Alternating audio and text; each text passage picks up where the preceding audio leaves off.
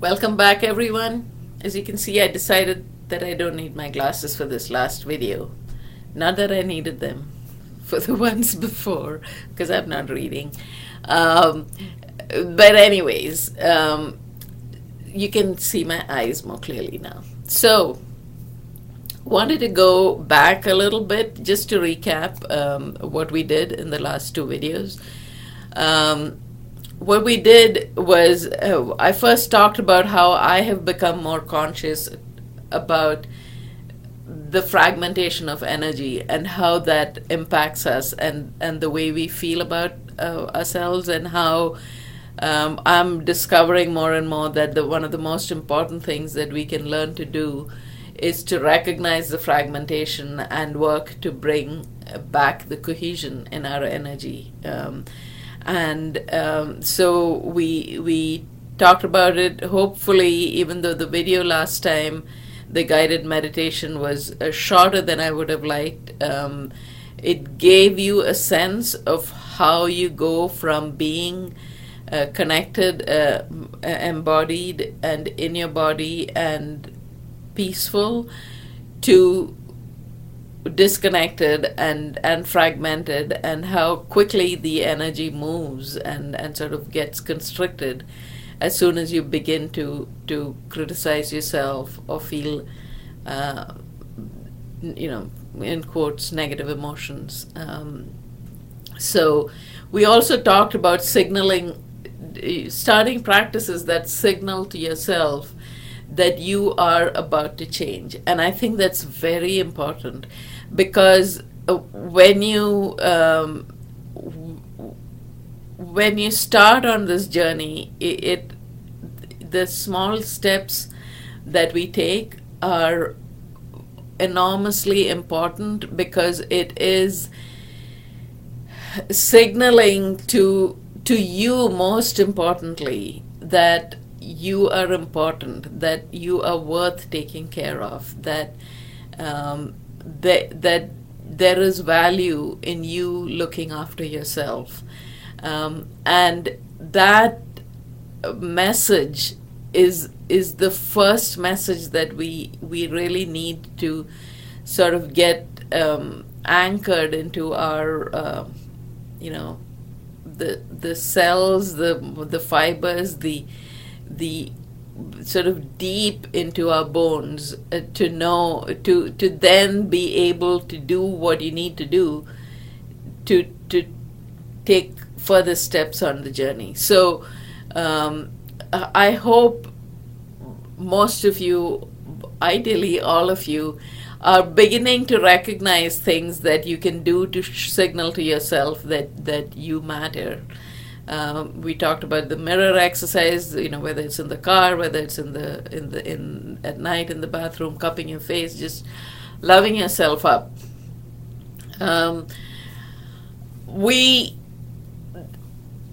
There is a certain comfort. So I want to spend a little bit of time today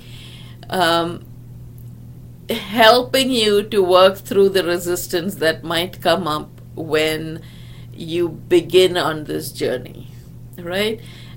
Because there is a certain comfort in being where we are. Even if we are unhappy, even if we are not, we know inside that there is something more that we're supposed to do. But there is, it's much easier to just live the life out the way it's going now than to do some of this work, because necessarily when you start working on yourself, you have to start working on yourself, which means learning to face what you have been unwilling to face. And so that's why I think this learning of self-acceptance, learning to know, to recognize all parts of you, and then learning to love all those parts of you and know that there is nothing about you that needs to be rejected, is so important to make sure that you get to where you have a purpose in life, you have something to contribute. Much more, the fact that you are listening to these series and interested in them tells me that there is this sense within you that there is more that you're capable of and you want to do. And the biggest thing to do to get there is to learn to accept yourself. So one of the things that you will come across when you're trying to do even any of the simple exercises that I talked about, you might be sitting in the car and you might remember that, oh, Shri said that I could spend a minute looking at the mirror and looking at my eyes, and immediately you might hear something come up saying, oh, that's such a silly thing, that's not going to help. There's all kinds of resistance that'll come up. One of the things that you'll face is the thought that this is not going to work, right? And my answer to that is, well, do you know? Have you tried? So give yourself, so when that comes up, my suggestion to you is to say, I'd have nothing to lose. It's not like I'm, drinking something or eating something or putting something into my body that could harm me.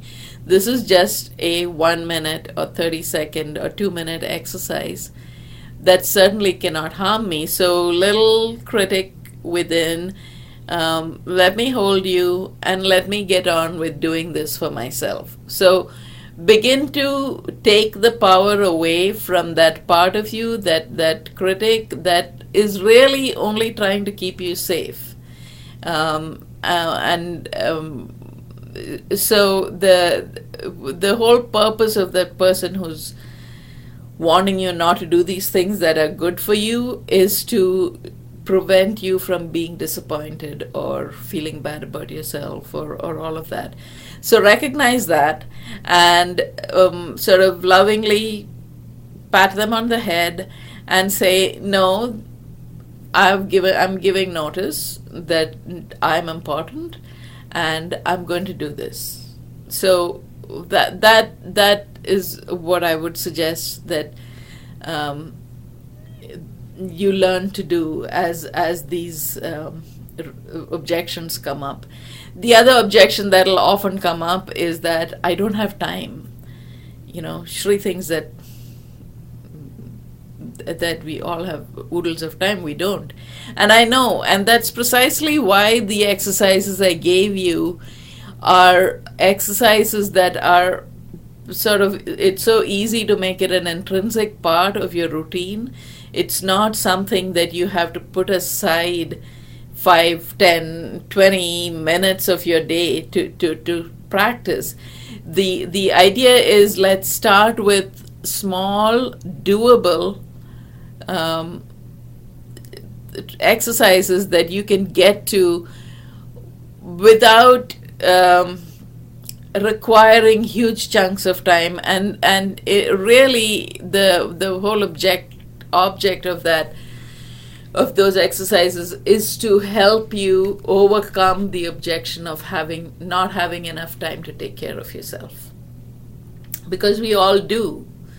And the reason we decide not to is, one, we don't think we're worth it, and two, we're terrified of what will happen if we actually do love ourselves up and we learn that there is nothing wrong with us and that we are powerful.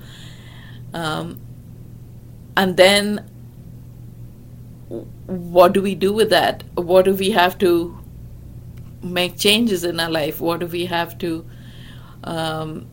step up and do things that we have always dreamed of doing? So there is that, it might even not be a conscious fear, there is that unconscious fear.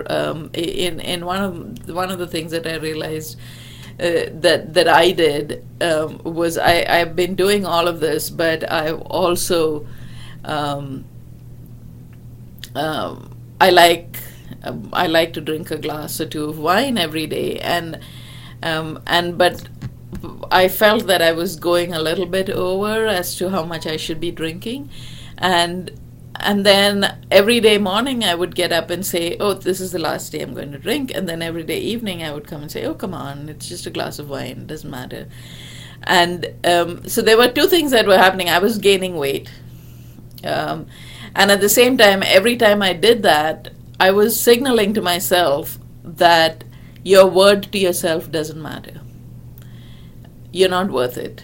You're not worth taking care of yourself. I was taking care of myself in many other ways, but I still needed something to keep myself down, to sort of make sure that I didn't become as brilliant and bright as I could become. And so there was a need to have something there to keep me down, and this is something that I realized through while I was doing some meditative writing, which I find to be the most powerful technique for me, one of the most powerful techniques for me. And I write about this also in my blog, which all of you will get a link to. And so once I realized that the reason I was not being able to keep my word to myself about alcohol was because I was afraid of treating myself well, and what that would mean in terms of what I had to do. Once I realized that, it became very easy. It's been over 2 months or so since I've stopped the daily alcohol drinking. I do drink a glass of wine if I'm celebrating something. So I've not gone from one extreme to the other. I was never an alcoholic, but I did like my wine and liquor. So and it became very clear to me what I was doing by not keeping my word to myself. So think about that. So whenever you're trying, these exercises are tiny signals to yourself about how important you are. And the reason for keeping them that short was to make sure that you don't have an excuse about time to not do them. So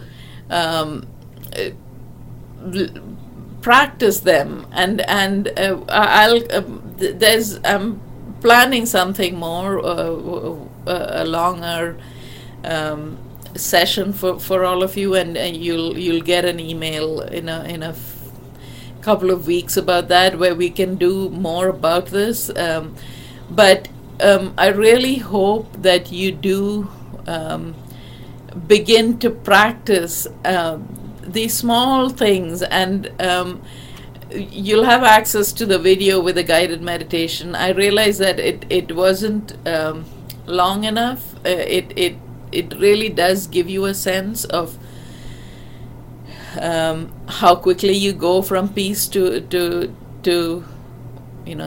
sort of harmony to disharmony, how easy it is, and it's as easy to come back to harmony. So hopefully you had enough time at the end there to breathe yourself back into harmony. So my parting words to you for this video are, don't let your inner critic stop you from beginning on the journey of self-acceptance. These are simple, short techniques that you can practice throughout the day, and as you practice them, you will find that your life changes, that there are openings, there are ways for you to increase this learning of self-acceptance, increase learning how to empower yourself and rest into your power and become the fully embodied powerful human beings who are living out their purpose. So don't let the sort of typical excuses of time and the other one of, oh, this is not going to work for me, come in your way. You have nothing to lose. Just practice them. Keep in touch with me. Let me know how it's going, and I will be sending you. I'll send you my blogs, but I'll also send you emails to see where you all are at with these practices, and I would love to hear from you about it. And as I said before, there is something more coming in the next couple of weeks or so. You'll hear from me. I'm really excited about another